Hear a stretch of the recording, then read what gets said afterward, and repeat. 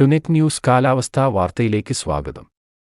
സംസ്ഥാനത്ത് വിവിധ പ്രദേശങ്ങളിൽ ഇന്നും ഒറ്റപ്പെട്ട ഇടത്തരം മഴയ്ക്ക് സാധ്യതയെന്ന് സ്വകാര്യ കാലാവസ്ഥാ നിരീക്ഷണ വിഭാഗമായ മെറ്റ്പീറ്റ് വെതർ.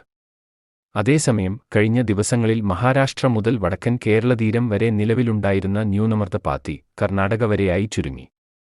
ഇതോടെ മഴ കർണാടകയിൽ കനത്തു. നിലവിൽ കർണാടകയുടെ തീരദേശം വരെയുള്ള ന്യൂനമർദ്ദപാത്തിയുടെ സ്വാധീനം വടക്കൻ കേരളത്തിൽ ഉള്ളതിനാൽ ഈ മേഖലയിൽ ഒറ്റപ്പെട്ട ശക്തമായ മഴ ലഭിക്കും.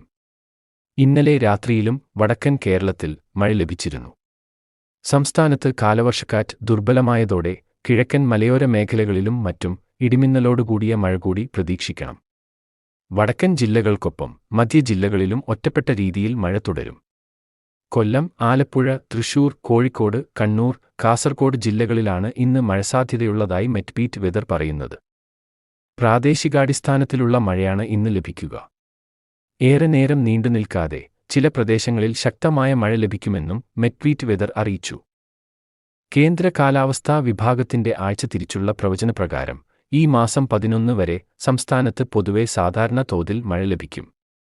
തിരുവനന്തപുരം ജില്ലയിലും കൊല്ലം, മലപ്പുറം, കോഴിക്കോട് ജില്ലകളുടെ തീരദേശങ്ങളിലും ഈ ആഴ്ച സാധാരണയിൽ കൂടുതൽ മഴ ലഭിക്കാൻ സാധ്യതയുണ്ട്. കാലാവസ്ഥാ വാർത്തകൾ കൃത്യമായി ലഭിക്കാൻ ചാനൽ സബ്സ്ക്രൈബ് ചെയ്യുക. നന്ദി.